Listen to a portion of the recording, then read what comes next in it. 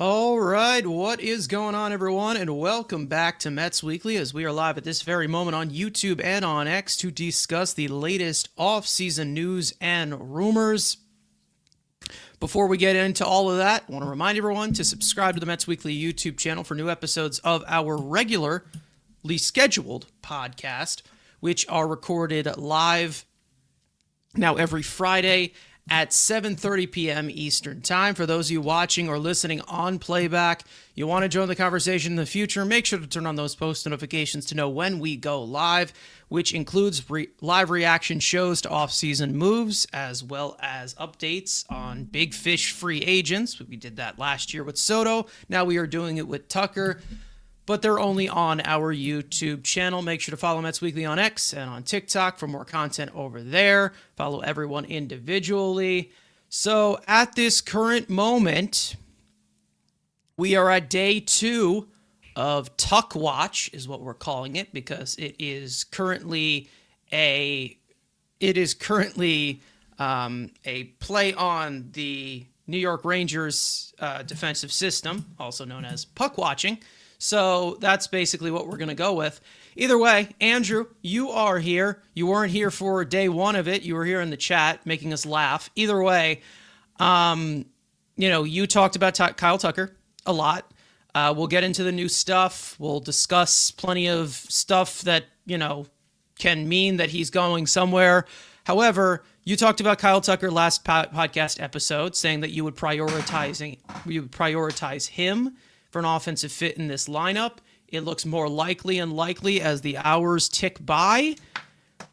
Mets, Dodgers, Jays. I mean, it's exciting. We'll see where it goes.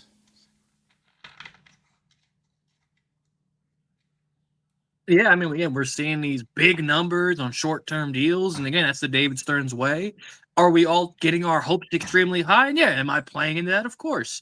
Am I still waiting for once he officially does sign that, the pass the notification hits that it's a 2-year, $35 million a year opt-out deal with the Dodgers? That's what I'm probably still expecting, but you know what? I am okay to go on Tuck Watch and say, you know what? We're getting them, and until that notification is out, I believe we have a shot. Again, we saw the contract offer put. It's ridiculous, but it's ridiculous in a good way. The fact that you have this financial backing of Steve Cohen, use it and, use it to your advantage in these sort of opportunities. So, yeah, again, he's the number 1 free agent in the game. And for an off season where everyone wants to rip their hairs out and send David Stearns to the hospital, this would be kind of that, make right to say, you know what, improves the offense, improves the team. And guess what? Everyone gets happy. You add an all-star, which, again, how many times? Everyone loves a good all-star. You add a multi-time all-star or perennial MVP candidate to your lineup, that's never a bad thing. The way you said that, to the hospital. All right. Well, Evan, you were here for a little bit. You had to step out. It's whatever. It happens. Matt, you were here for pretty much the whole 2 hours that we were live and yapping about this whole thing. I mean, as the reports continue to go through, it looks like we are going to, maybe in the next 48 hours, get an answer from Kyle Tucker. It feels a little bit different because he's not a Boris client. However, right now, we're here to talk about it. As some people are saying in the chat, some fellow Rangers fans, as the 3 of us are, it's better to be talking about this because that team is an absolute disgrace. Either way, this could be monumental if they continue to be in this long pursuit for him.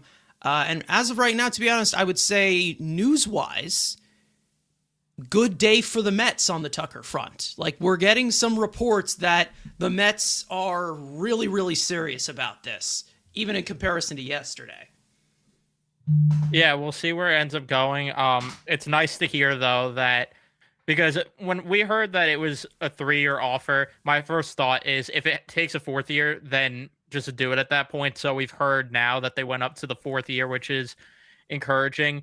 I don't know where this goes. I mean, at the end of the day, though, the way that I look at this point is if the Mets don't land Tucker, I can't sit here and say the Mets didn't put in a good enough offer. If he wants the years, then he's going to end up going to Toronto.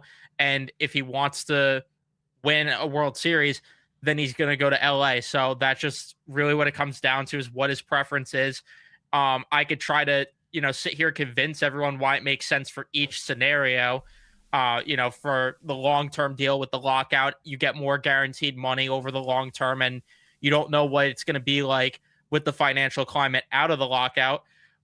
You could argue, though, the other side of it, where going into the lockout, he's going to be getting a guaranteed $50 million. And I'm sure there's something in the contract about how if there is a lockout, he's still going to be getting his money. And then you could also argue, oh, well, LA just went back to back, so it makes sense to try to go there, cash in on a good year, hit behind Shohei Ohtani, Mookie Betts, hit in front of them, whatever he ends up doing, and then cash in the next offseason. I could sell you on each scenario. I have no idea where it's going to go.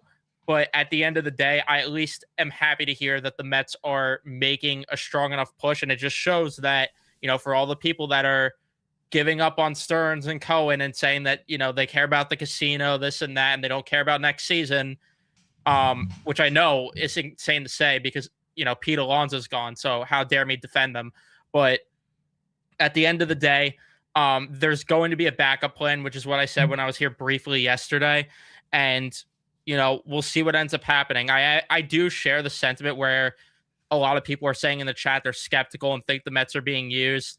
I lean towards that side, but hopefully I end up being wrong and he ends up coming here.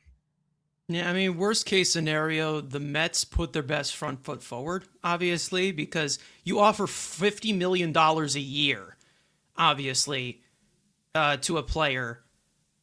You know that they are serious about getting that player. There's not really anything that you can do beyond that.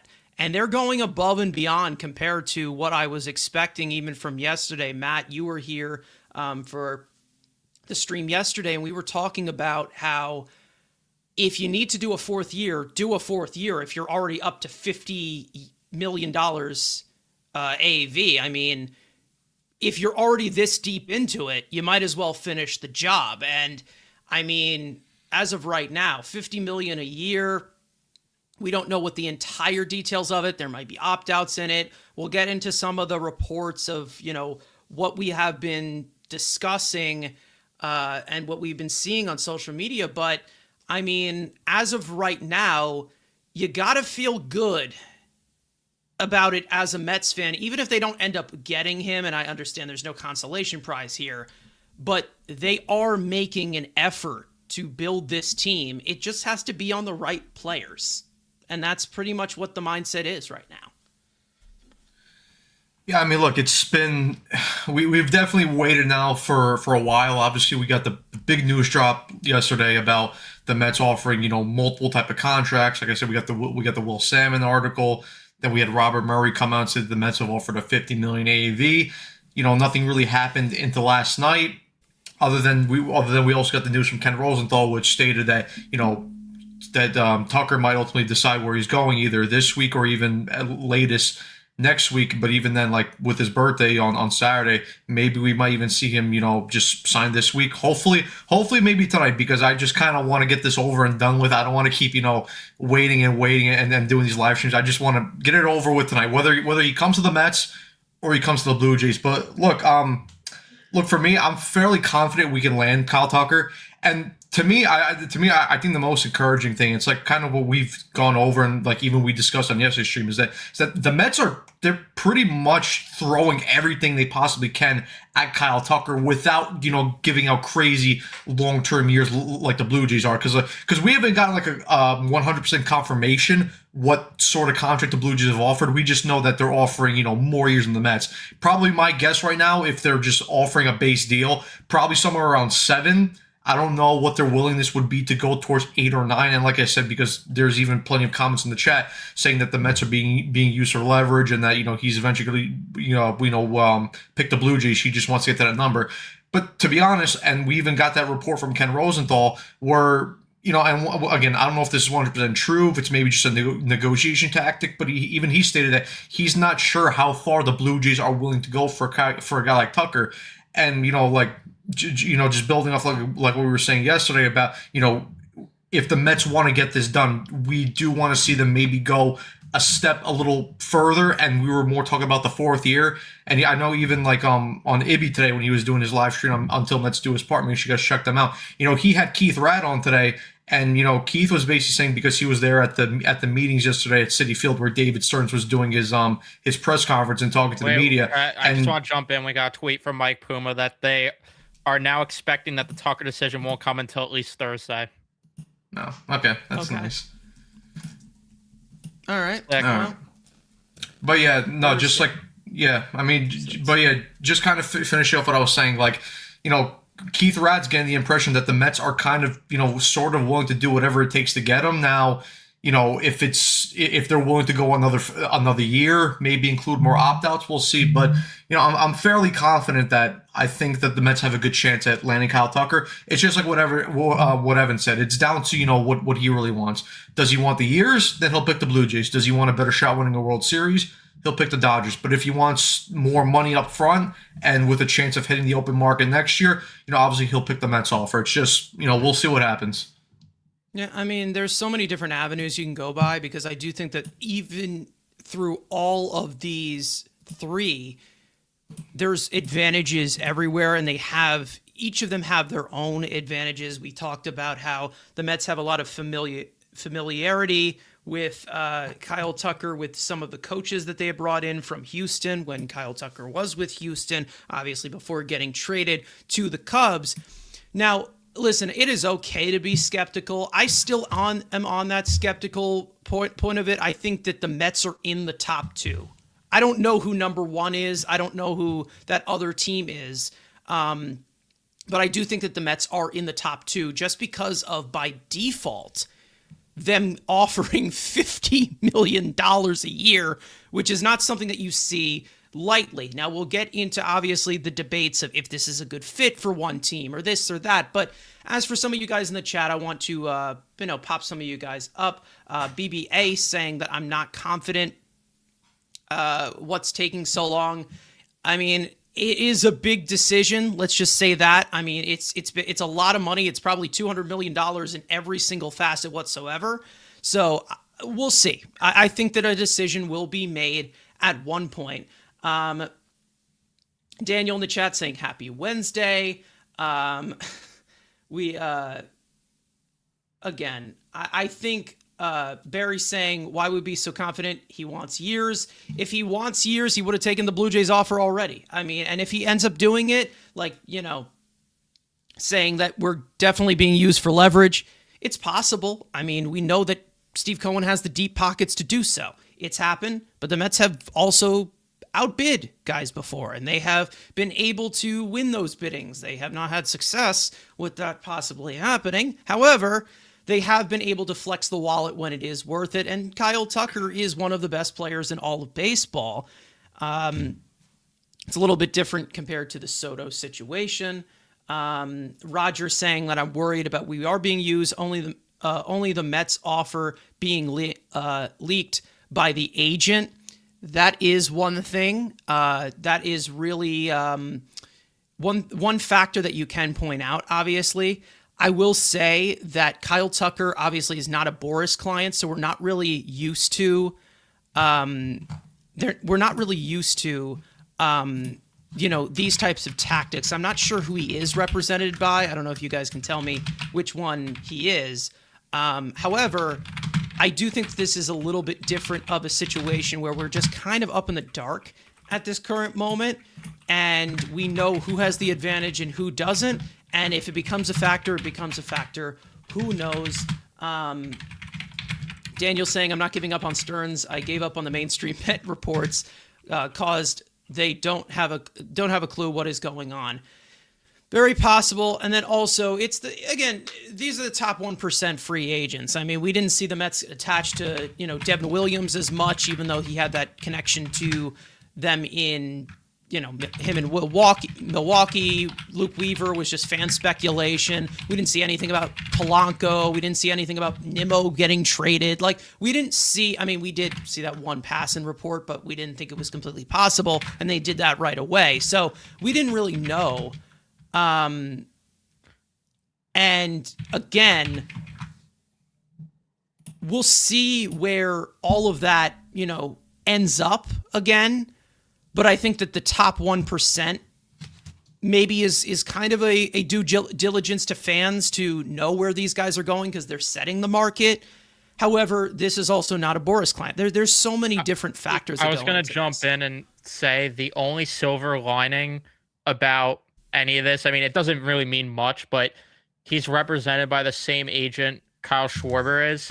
And I mean, we heard the entire time Kyle Schwarber, every report that came out, it was that he was going to go back to the Phillies no matter what. So could this be a negotiation? I don't know. But at the same time, I mean, with Kyle Schwarber, we didn't hear anything really about how, he might consider this team, might consider that team. It was like always the Phillies consistently. And, that kind of relates to my point for why the Mets offer could make sense for Tucker.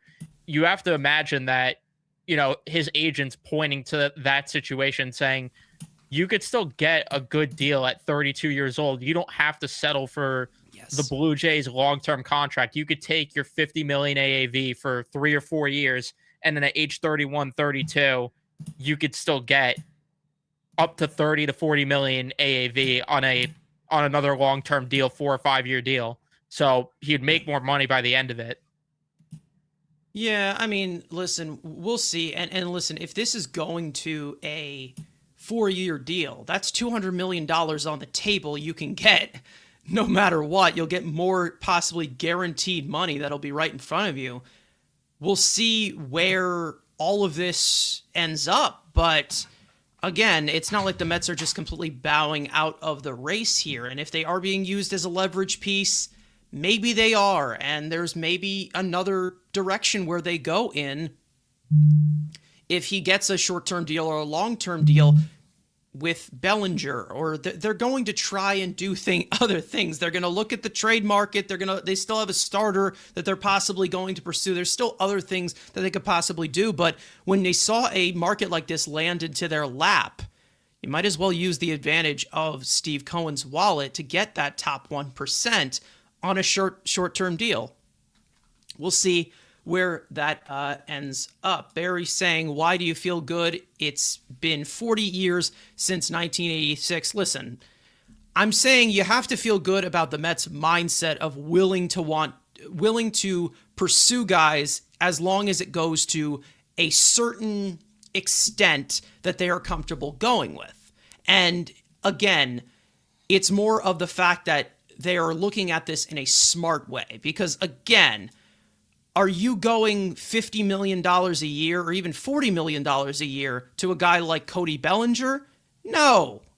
You're going $40 million a year, $50 million a year for a guy like Kyle Tucker, who is a much better player. And again, I know that a lot of people have their own. I know that they have their own way as to where this kind of goes back, where, again, this goes back and forth with how people determine player value. A guy who is a better hitter than someone doesn't mean that they're an overall better player. There's different dimensions here. And when you talk about Tucker and Bellinger, Tucker is a consistent 5-win player who can give you all of these different tools at a higher level than a guy like Cody Bellinger. So again, it all really just happens to do with the volume as these players do. And again, in that top 1%, all bets are off. All bets are off. And that is not where Cody Bellinger belongs in comparison to somebody like Kyle Tucker, who we can arguably say is a top 15 player in baseball, maybe top 20 player in baseball. I'd say that since 2021, you have Juan Soto, third in wins above replacement. You have Francisco Lindor, fourth, and 10th is Kyle Tucker. So again, I'm not saying that's the end all be all, that wins above replacement is the 1% thing, but we're talking about it in terms of their value and not just full-on statistics, because you just don't know. Age comes in, different things come in. Let's just say that. We'll see. We'll see how this goes. Nightingale is as clueless as Puma. listen, I don't know. Puma does have reliable sources. He just can be a nunce sometimes. Let's just say that. Whenever we hear his opinion and not his reports, it's a little bit different in that way. Let's just say that. Let's see. Tucker probably wants to go to the Dodgers. Who knows? Tucker will be signing with the Jays. We'll see. Tucker to the Blue Jays, 7 years, $325 million. Jeez Christ. Maybe. I don't know. I listen. We have no idea.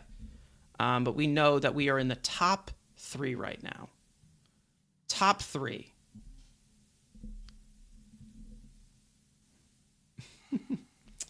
Let's see. Somebody in the chat mentioned that I needed to upgrade the graphic about. Whoops. There you go, Andrew. You're back. No, I needed to update the graphic. Yes, I noticed that, and I went ahead and did that for you. Thank you for letting me know. Because Ranger Suarez, I mean, we can talk a little bit about that. Ranger Suarez to the Red Sox, 5 years, 120 something million? 130. I think it was 135. 135. That's a lot. That is a lot. Andrew, we talked about Ranger Suarez as somebody that we would avoid. Would you have given him that contract? Hell no. Why would I give $130 million for a guy that can barely hit 89 miles an hour consistently? I will guess if it does affect the Mets in the sense of Framber Valdez is looking at that like, shit, I'm better than him, so I need to get more than that. So it kind of maybe the idea of potentially like a similar to the Tucker situation. I don't think you're going to be getting that 1 year or 3 year opt out deal for Framber. I almost said Framber Reyes. Framber Valdez.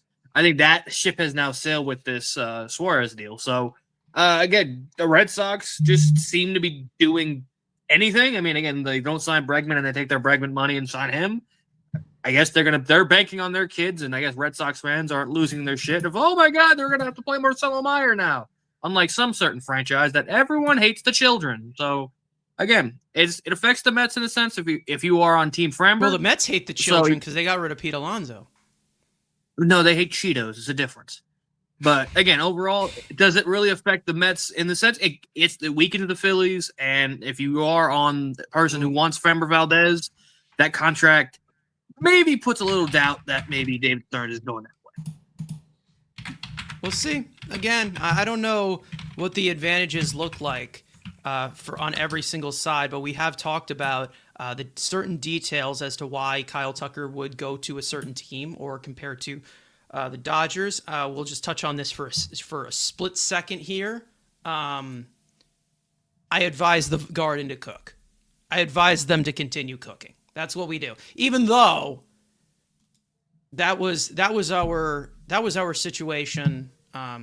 Or we were actually thinking it like, I don't know, 3 years ago, but whatever. Better late than never, right? Better late than never. Yeah. Yeah. Let's see. We have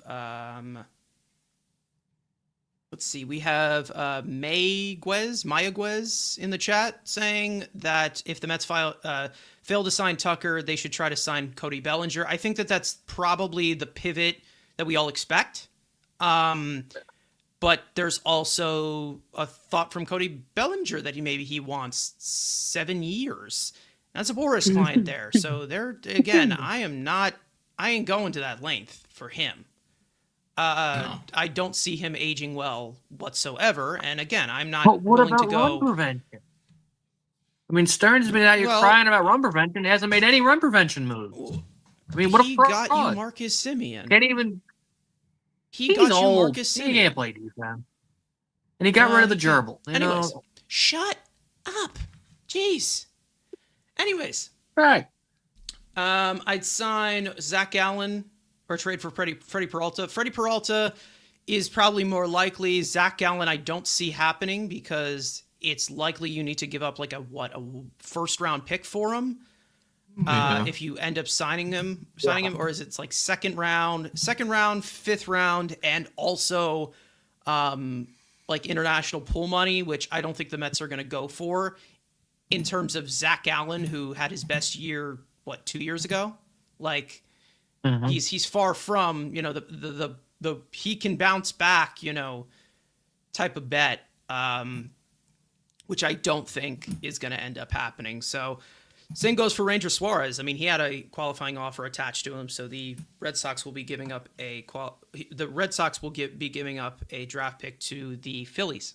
So we'll see.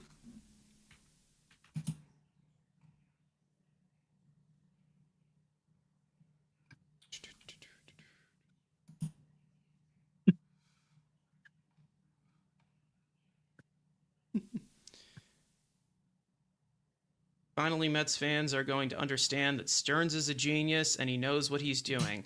Well, listen, I don't think we can declare anybody a genius, but he does know what he's doing. However, it's more in a less complex way that a lot of Mets fans are used to. They're just used to, throw money at this guy, and that's how the only way that our team gets better, because he had a good batting average. And we're just going to, we're trying to move past those ways because those ways stunk.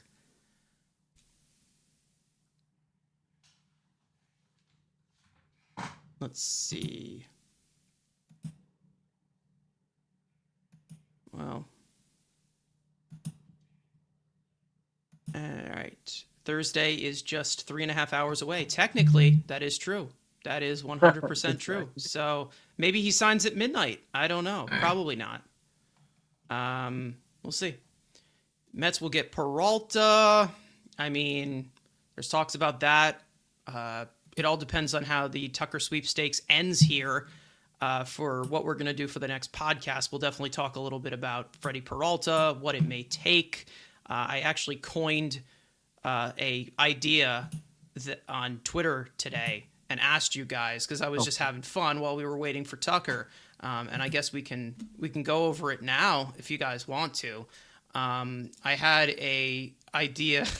It looks like I don't know. It looks like most of the people are agreeing with it. I was asking about with detail, obviously, saying that the Brewers want a Major League ready arm in replacement for Freddie Peralta, and they also are one of the few enthusiasts of any organization to use a 6-man rotation, which we know that Senga is one that really needs that. So what I proposed was they get Peralta and they get McGill. The Brewers would get Senga plus $14 million to cover $7 million a year through 2027. So that's 2 more years, plus one of Wenninger, Thornton, Gurton, and 62.9% of you guys said that it's not a bad idea, and 37% of you are saying that it is a stupid idea. So listen, I think that it's going to take Sproat. Maybe they might ask for Tong. I don't know. However, when you look at Senga, he has 2 more years of control, so you wouldn't put Peterson in there. That would be rental for rental. So, I mean, that's just my thought. I don't know. I think it probably would take a lot more than that. But I was just thinking as to trying to get a little bit savvy here because, again, it is a 1-year rental in Peralta. So, I don't know. I think maybe, I don't know. This is a thought. Yeah, I mean, listen, it's an interesting proposal. Would the Brewers see? I mean, here's because obviously the Brewers are going to still want to compete next year, even though they do have their tendency of trading off guys like they did with Corbin Burns a couple of years ago, and then obviously now they're looking to deal Peralta because we know that they're just not going to pay him because we know the Brewers don't spend money. I mean, listen, do the Brewers want to take on that head case of a Kodai Senga, I do not know. I mean, obviously they'll take the money to cover him, so maybe that entices them. I just think personally that they're just gonna go, they're gonna want to go younger. Would they probably ask for Tong first? Probably. Do I think the Mets want to give up Tong in this situation for only one guaranteed year of Freddie? The only way I see the Mets be comfortable with giving up Tong is if the trade happens along with a Peralta extension. Does David Stearns want to give him an extension, though? Again, it's going to depend on years and money. Probably Peralta's going to be looking for anywhere around 6 years at minimum, just as a starting point. So who knows? I mean, but listen, if they could get him for Sproat and another type of pitcher, maybe another 2 prospects on top of that, we'll see. Maybe it could happen. I don't think that deal would go through necessarily, but it definitely is an interesting proposal. Yeah, I mean, it's more just working around the details that we are hearing, because there was a report from Jeff Passan that we saw. I think it was either today or yesterday. Let me actually try to bring that up. Yeah, there was something, if free agency does not whet the Mets' appetite, teams in the trade market have plenty of interest in a farm system that has drastically improved in these recent years. It's not just the 3 big league ready arms. Sproat is the likeliest among that to move, but there are others like Santucci, RJ Gordon, who have moved up quickly and could be in a rotation by 2027. Whether it's trading for Peralta or potentially Tyreek Skubal on the pitching side, or somebody who they would require less in return on the hitting side. Lars Nootbaar is somebody that is being watched. The Mets are one of the few teams who can pretty much do whatever they want. Now they just need to do it. So that was from Jeff Passan on ESPN.com for the latest that he put out. So maybe there is interest in one of those arms as well, and you'll have to just lower the drawbridge a little bit for what you are willing to give up. However, we'll see. I don't know. I'm interested because I do think that if they end up signing a guy like Kyle Tucker, I do think that the trade market is probably the main reason as to why main way that they add into this rotation. And we'll see. We'll see what that means. I personally think that if you add to this rotation, you got to subtract. But yeah, we kind of do have, again, I don't know how true this is, but this was from Michael Marino. Source: Mets short-term $50 million AAV offer for Kyle Tucker did not include any deferrals. Which that's something I was hoping for, because at least we knew with the Dodgers offer, again, depending on what offer they made, it's probably similar to what the Mets did offer. It's just we don't know any type of specifics on the Dodger offer, but I had a feeling if the Dodgers were to include, they would include deferrals in their contracts, because they would fucking, defer a fucking orange juice, a bottle of orange juice, because, they can do that. But I mean, listen, if this is another way that the Mets are operating in a way to separate themselves from the Blue Jays offer, which is, obviously, like we were saying, more years, I think this is the way to do it. If they don't feel comfortable maybe going for that 5th extra year, which, again, like something that we discussed, which is something that we would do. But I think this is also another way to try and convince Tucker to, take the shorter term deal with, with more money up front, in terms of, because, like I said, the deal right now is a $50 million AAV. Yeah, I mean, we'll see where that goes, because, again, that's also smart to where, from the Mets' perspective, with an incoming lockout coming in, you don't know what the stipulations are going to be in terms of deferrals. So if the Mets were to sign Tucker, and obviously that contract overlapping over the lockout, you never know. You never know if that brings in also a factor. Darren Rivera in the chat, one of our loyal viewers here, huge in the Mets community, great guy, saying, do you think that the Brewers would ask for Ewing because of his speed and defense fits their mold, or do you think that they would prefer a bat like Reimer? I think Ewing is probably in there for the ask. We kind of speculated that the Marlins were asking for AJ Ewing in return for Edward Cabrera, who was sent over to the Cubs. And the Mets obviously had interest in it, and it turned out that the ask for him was A.J. Ewing and Brett Beatty. And the Mets obviously turned that down. Listen, I ain't the biggest Brett Beatty fan, but a guy who's probably going to pencil in less than 100 innings, can't stay healthy whatsoever, and he's the middle of a rotation type of guy, that they were right to say no in that way. But again, with A.J. Ewing, the ask in terms of Freddie Peralta, who is a higher level of pitcher, obviously, higher caliber of pitcher in comparison to Edward Cabrera in so many different ways, they could ask for that. I mean, they could ask for that, and that probably would get the train going, which is the main reason as to why I don't think that that's what they're asking for, because they would have asked for it already, probably. Or you also maybe haven't seen Peralta shopped as hard as we have expected. We know that he was always seen as available, but as the time continues to wind down, you start to see the contracts that guys like Dylan Cease just got. You're starting to see the contract that Suarez just got. But we'll see. Deferrals is literally an oxymoron to high AV. Yeah, kinda. But, I mean, it's more of the fact of the luxury tax as to why teams do that. But if it has no deferrals, I mean, listen, I'm fine with it having, listen, again, they already said they're willing to blow past it.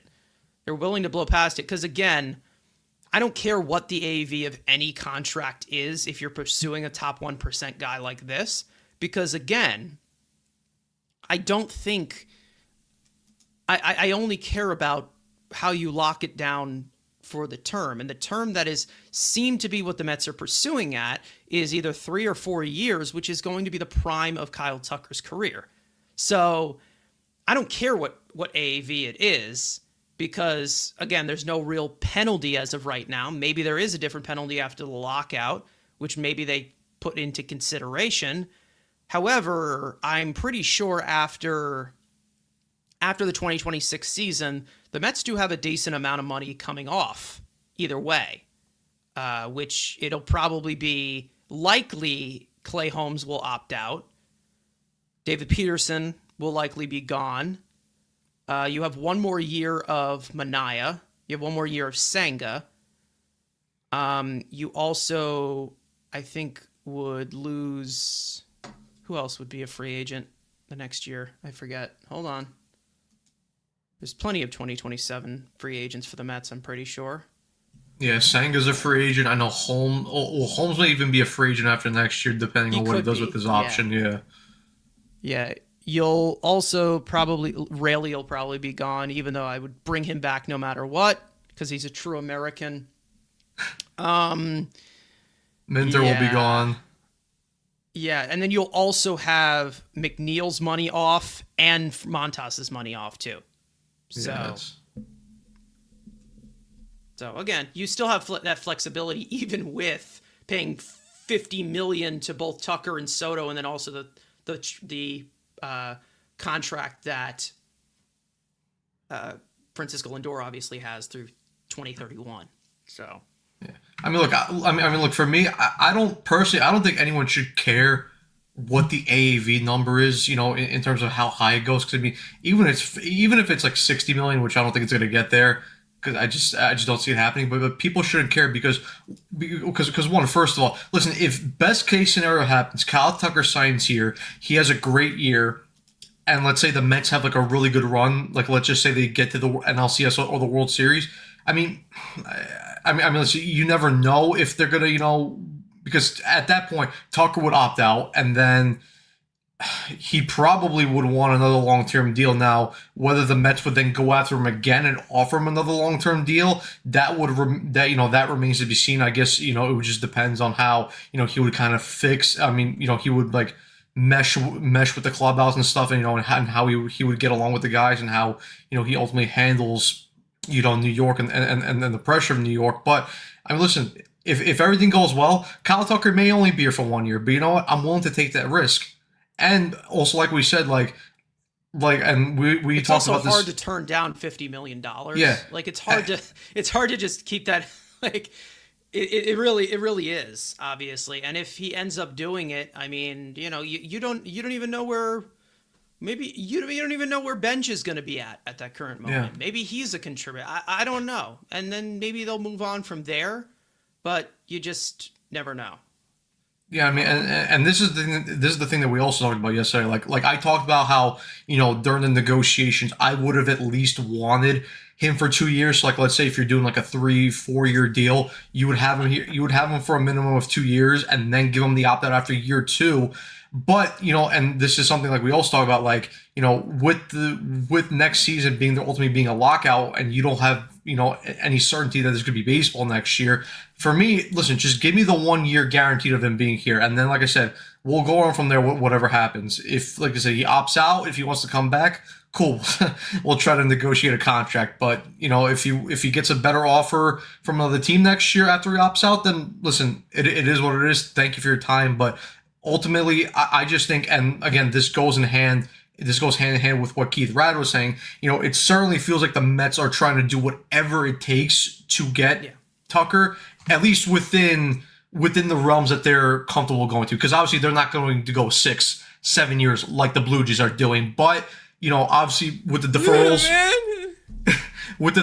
if that is true, we'll see. But like I said, I hope that they would be willing to go to 5 years. Obviously, we don't know what's going to happen, but I mean, like I said, we'll see what happens. You just never know. What I do know is that the Rangers suck and they're down 5-0 right now. But I had a chuckle. I was They're chuckling terrible. all the way to the bank. With the Army. Tag your friends. Darren Rivera makes a really, really good point in here, saying that 114 people are watching. I don't know if that 125 at this current moment. Only 27 likes. Yeah, make sure to like the stream. That would be very, very nice of you. That'd be awesome. It's free. No charge. No charge whatsoever. It will not cost you $50 million a year, such as a hypothetical contract that the Mets would give to Kyle Tucker. It's a fun fact.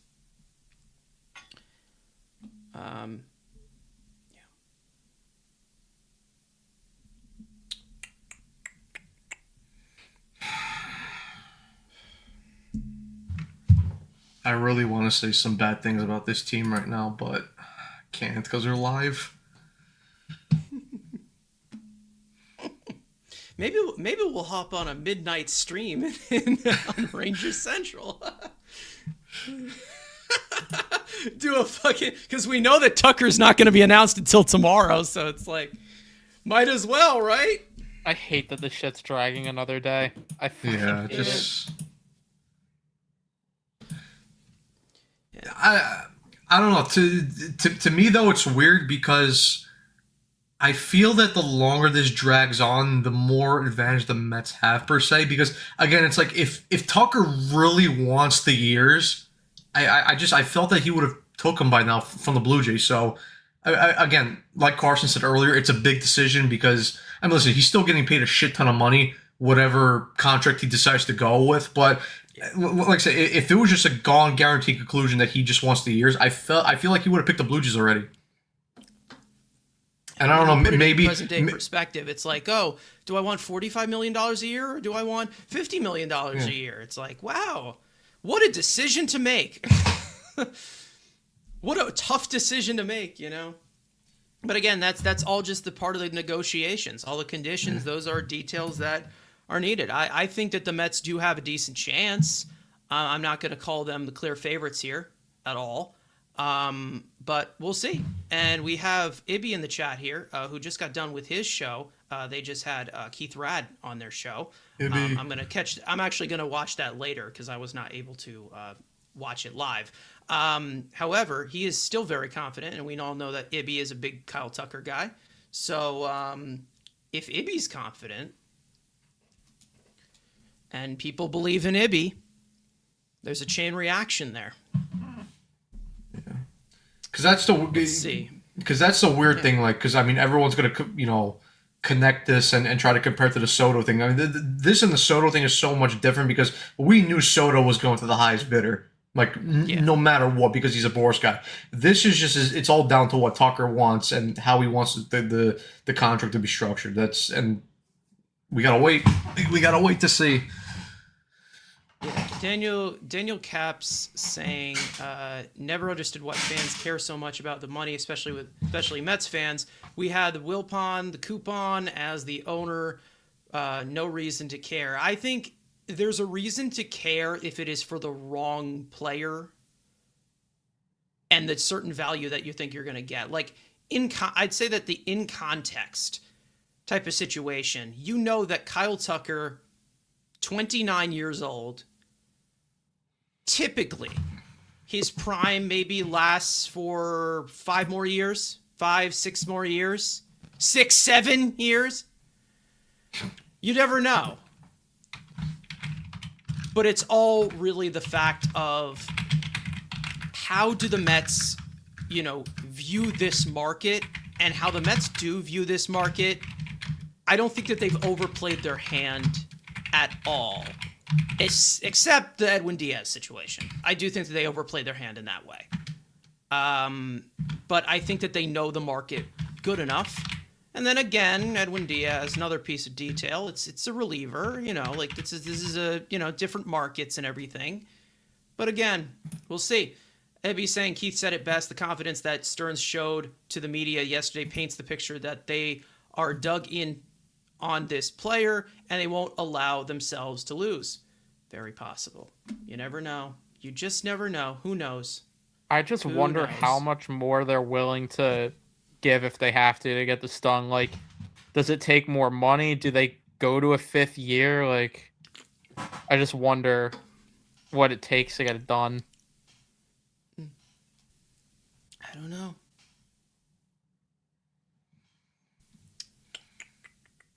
Let's see.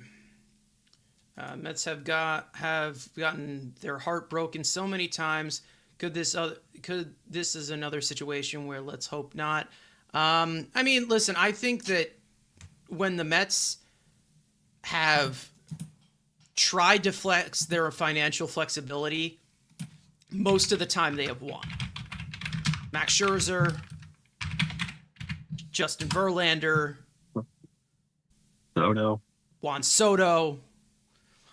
Like, we've seen them win a bidding quite a lot, and it took a lot for Juan Soto. So again, if they want Kyle Tucker, who again is a more all-around player in compared to Soto, who can do a lot more, even more different things for your team in the prime of his career. Obviously, he's a little bit older than Soto. If he wants him, they'll try. They will try. Let's see. The Show Insider YouTube channel said that Tucker rejected the Mets offer and now the Blue Jays are taking over. The Show Insider? Is this Put a 10-day contract for him. who? Who's the Show? I don't know who the Show Insider is. But if he's credible, he's credible. We'll see how it works. We'll see how it ends up. Things are probably leaking because things are probably leaking. Maybe it's because he's not represented by Boris. Maybe it's because he's a top 1% player, the top guy on the market who's setting the market, and they want to let everybody know. But who knows? We have no clue. We're just here for the ride. We're just excited to be here, to be honest. There's a lot of lightning. It's a Jays just content creator. Ride. Yeah, we've seen a decent amount of Jays content creators kind of just show bias a lot. And listen, no disrespect. No disrespect to any Blue Jays fans, even though I'm sure Andrew would show some disrespect to them. Fucking ham-eating bastards. Yeah. All right, relax. Okay. But no, we have seen a lot of, this very biased type of media. We even saw it within representation. We saw a report from John Heyman where he talked about, do the Mets really need Kyle Tucker? He said this yesterday. We all know Kyle Tucker is not a Boris client. And what does he have in that connection? Like, it's more of just an easy conflict of interest that you have to point out. You know, like that's pretty much it. Yeah. And I'm not saying that he's wrong. I'm just saying it's like typically. Yeah, do the Mets need a multi-time All-Star outfielder currently in the prime of his career and who could put up MVP numbers at his true best? When they could get Austin Hayes, who I was twerking for last week. Bro, we got Tyrone Taylor. What do we need another outfielder for? We got Benj and Taylor. That's all we need. Yeah, exactly. And we got AJ Ewing waiting in the wings. Exactly. And then Jose Ramos as the emergency. Malaza in the chat saying, what do we got? Any good news? Well, again, Mets are in the top 3. It looks like the Mets added a 4th year to their offer. And we got a report from Mike Puma about, let's say, half hour ago, that it looks like Tucker's decision is likely to come tomorrow. The Mets are now expecting Tucker's decision to come until tomorrow. And then we also got a report from Marino, whether you believe he is reliable or not. Just don't shoot the messenger He's here. still yapping. Yeah, he put something out. Yeah, he did just put something else out. All right, if they let don't, me just make sure it's. I guess he's doing some. It's not yeah, offensive. he's doing some sort of like guess Q&A. No, it's not offensive. Well, Okay, it might be for some people in the. Let's see if it's offensive or not. Love, if you're in the Bellinger love language, you're going to be very upset. But supposedly somebody tweeted out, if we don't get Tucker, what's the pivot? He says it seems someone like Lars Nootbaar is more probable than Bellinger, and they probably repurpose that sources to the rotation like Framber Valdez. Possibly. Again, like I said already, and I think I said this yesterday, one's going to be a trade, one's going to be a signing because of what they are pushing for with the certain details that we were seeing from, the flexibility that they're willing to go for certain players on the payroll. We saw, like, what was it, being like the 340, 350 range. They're at 301 in the payroll before tax. No Luis Robert Jr. Well, pivot. Tucker The fills all asking that price up is right probably just the asking price for Robert seems to still just be high. I don't know, because they just kind of fizzled out. We haven't really seen much about Robert. Well, they think they're going to be competitive. They think they're going to be competitive with Makataga, Murakami or whatever, and Robert. They got Colson Montgomery there. They're thinking they're going to be competitive now. 6? Yeah. They actually might allow 10 again. I thought it was They 4. actually might allow 10 again. Nice. Oh my God. They allow 10. I guess we have to go on Rangers Central, right? Wait. I think we're going to Spencer Martin, top it in goal. Fire Drury. Fuck that motherfucker. This just proves how valuable. No, it just proves how valuable Igor Shesterkin is, and he's worth $11.5 million. That's what this proves. I hope Drury He gets thrown deserves off the I hope Drury gets thrown off the Brooklyn Bridge. Unreal, man. Jesus. Unreal. Unfortunately, fortunately, he's a winner and he's leading the rebuild. So he's changing the culture. The culture is being changed. Oh, Spencer Martin's in that. The guy who spent last year in the KHL. Come on in, buddy. Let's see how much worse you can do. Let's see. Cold off the bench, but don't give Dylan Garand a chance at all. Like, don't give him a chance. Yeah. To be fair, I don't want him to freaking die with this team in front. I want him to request a trade. That's what I want him to do. Either way, this is not a Rangers show. The culture is so damn very good. Exactly. Mr. Bruce Allen. Exactly. The culture is damn good. The culture. Yeah, I think he's doing a great job, and he's doing another extension. He's doing a great job. On top of the one he got last year. Getting lapped. Exactly. Getting lapped by Kyle Dubas. That's insane. Tim Shea saying that I think the push for Tucker is because Stearns backed himself into a corner with all the moves we did not make. if we did not land Tucker, this lineup is going to suck. I still think that this lineup is going to be fine. But listen, I understand people got to see it to believe it. That is fine. But I do believe that we're gonna see an offense that's gonna be a little bit more fluid and a little bit more consistent because of the message that is supposedly being sent. And if that doesn't happen, then there's probably gonna be even more questions to answer. Like, you know, is Citi Field cursed like MSG when they put out ice? You never know. Okay. I mean, if I see another moron tweet that out, being like, "Oh, you know, this is just Stearns, you know, has to do this because this is the thing. Can we just be happy we have the resources to do this? Like, this is what I mean. Like, can we just be happy we have the resources to do this? You know what I mean? Like, no, enough with the you know, like enough. It's showing how desperate. It's because Shut up. It's because Stearns isn't running this. That's why we're in it. Like, shut up already, God. Just some people need to just jump off the Brooklyn Bridge, not just Drury, just some other people. Maybe they'll bounce. No, I think Drury just gets the Brooklyn Bridge to himself. Okay, so are we doing Cross Island Bridge then? Maybe we'll figure that out. Cross Island, Verrazano. August 2024, Jose Quintana gets the Whitestone. The White, you got the Whitestone too. Can't forget about the Whitestone. Oh, God. Okay. Just throw them down the Holland Tunnel. You know, plenty of options. Oh, man. So, again, guess what? There'll be a third edition of somebody was asking about the information getting public. Marino said that, I'll answer this point blank. It's impossible for me to know the true intention of the Mets offer going public, but at the very least, I think the Mets do have a real chance to sign him. They made a serious offer, and it's being treated that way. So, again, we're just being the messengers here and giving our opinions on it, whether you believe a guy like Marino or not, whether you believe somebody like Ragazzo or not, I don't know.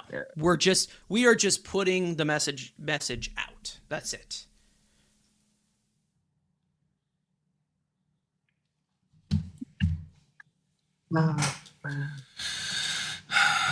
But guys, you got to remember, Stearns is desperate. That's why he's going after Kyle Tucker. He's desperate. He is desperate. Yeah. And I bet you if they don't get Tucker, they're going to throw 10 years at Bellinger because Stearns is desperate. So desperate, exactly. No, they are highly pursuing the top 1% like the Dodgers do.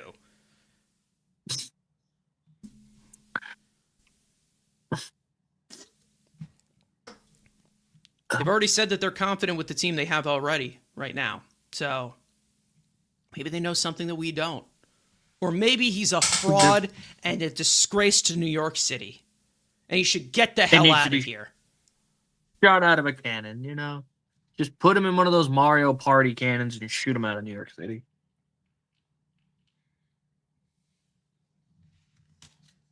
But I don't know.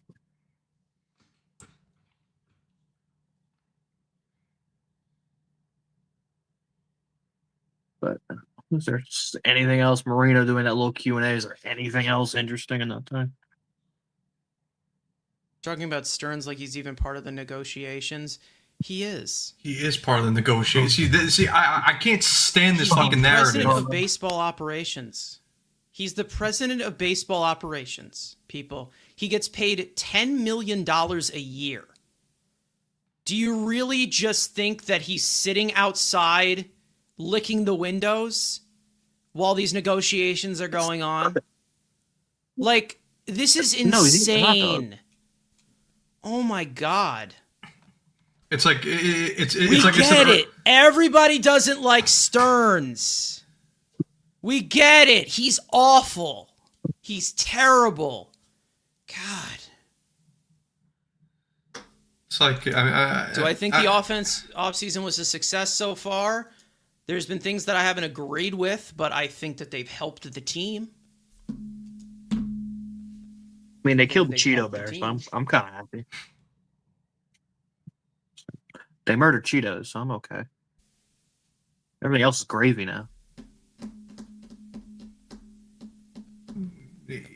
Yeah, I mean, just to build up, do you think, like I said, do you think the offseason the offseason not finished yet? There's still plenty of opportunities to make multiple moves.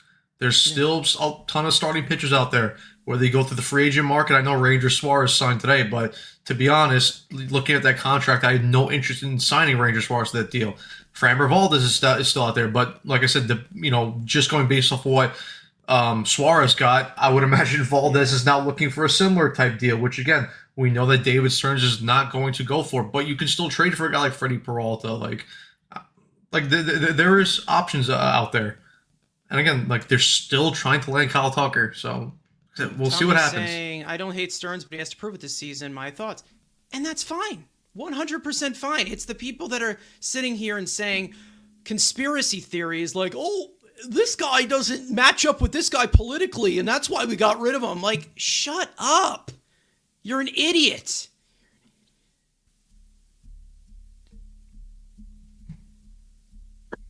Oh, God. I mean, What? guys, we're only 27 days to pitchers and catchers report. David, you got to get going. I mean, come on. We're going to be in spring training soon. I'm excited. But, again, everyone hates each other. Stearns, what are you doing, man? Exactly. And if everybody's so pissed off, don't go to spring training. Makes my job a lot easier. That's all I got to say. Keep pissing the fan base off. This is the same thing, saying I still have full support for Stearns, even if there is some moves that I don't agree with. And that's the same thing with me. Like, for me, there's a difference between understanding the move and liking the move 100%. Like, Simeon was not at the top of my list to trade for, but I understand as to why they got him. Defense up the middle, leadership in a clubhouse that was apparently not very sturdy whatsoever in terms of the relationships in that clubhouse. And not to mention, they do like the output of his bat because he is a pull fly ball hitter, which Albert and Snitker really like. And that's the type of profile that really, really fits their coaching style and their philosophy. I like Simeon. I do, but he wasn't my number one choice. But again, if you don't believe in it and you have to see it, that is fine.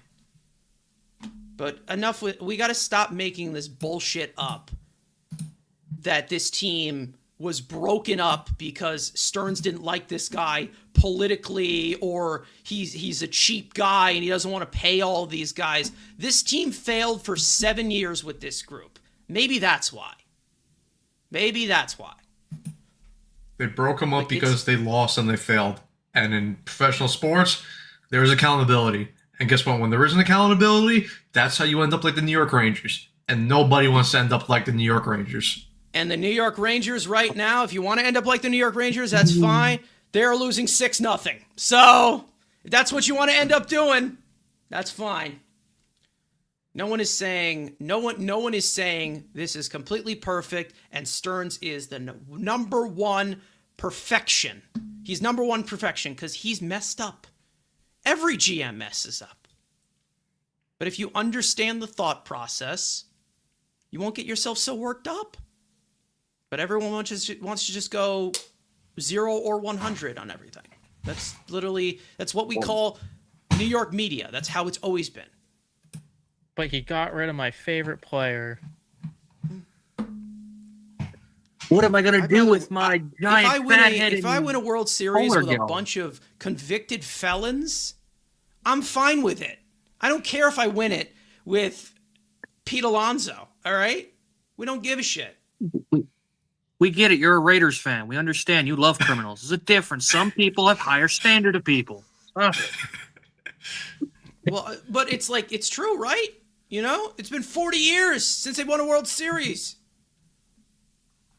To be honest, I just want to get to the postseason in back-to-back years. Grow up. That's literally what I want. I want to see them get to the postseason in back-to-back years. That's literally all I want to see. First, because they haven't been able to do that.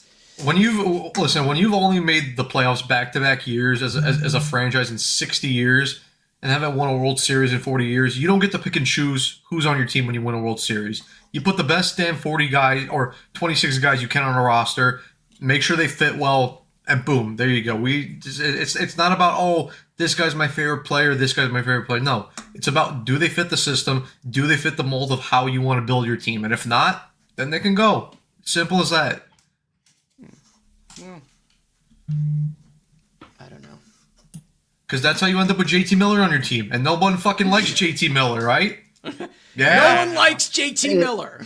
That's an Olympian right there. What do you mean? Guy's an Olympian. He's a terrorist. So was Michael Well, Phelps. I mean,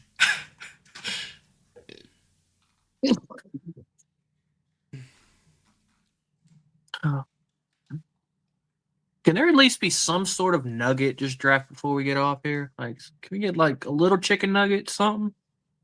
Besides, him not signing till at least tomorrow. Little Chick-fil-A. Little Chick-fil-A side nugget, Exactly, just a little dunk, little bite, little nibble, something. That's even the craziest part. We really haven't gotten many of the Stern specialty, like random, waiver wire signed minor league deals yet. We haven't even gotten that pretty much. We got like Drew Romo and Pache. That's about it. We haven't really had those either. It's like we haven't gotten. Jose Castillo can still come back. Oh God! If actual, decent left with like bringing back the same 9 dudes, like Jesus Christ, let them give them somebody a house or something. But will the Raiders not be a gong show for once? I hope so, man. I'm praying. Gong show. We're praying. Nah. We're praying to the spirit of Al Davis. Drafting a. Shut up. I don't think he asked. They're drafting the most That's the thing. generic I think he asked white the Raiders dude. fan in the room. Well, All right. Well, you don't so want to listen to Raiders fans. They're a bunch of criminals. Come on. Okay. Yeah.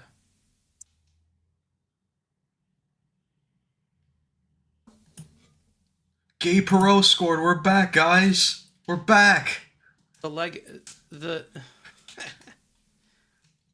Hey, a top prospect. The dynasty preserved again. You guys couldn't develop? That's insane.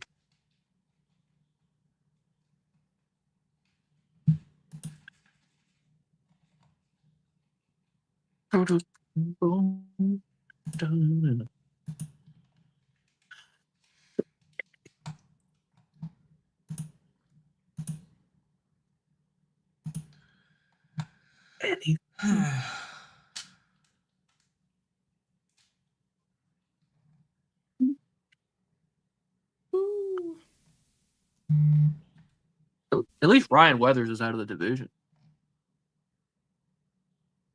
There's something else that happened. Yeah, man. What Ryan Weathers? You got Yankee fans treating him like, oh, he's Tarek Skubal. Shut up.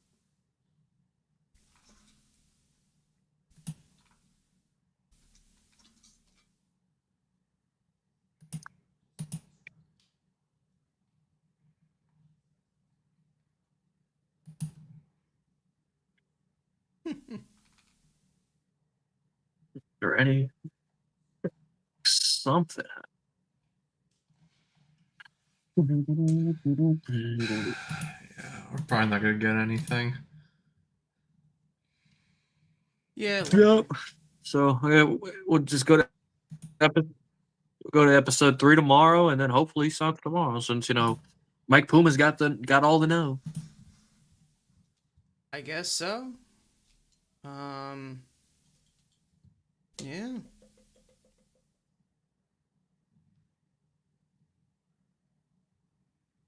Tucker watch. Not dick a shit.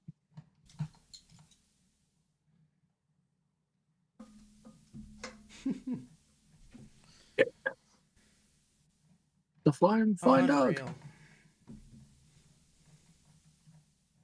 Cheers. Jeez, Eddie.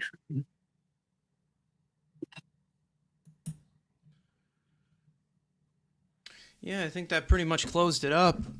For those of you who weren't here for when it came out, Mike Puma put out that the Mets are now expecting Tucker's decision won't come until at least Thursday, which is tomorrow.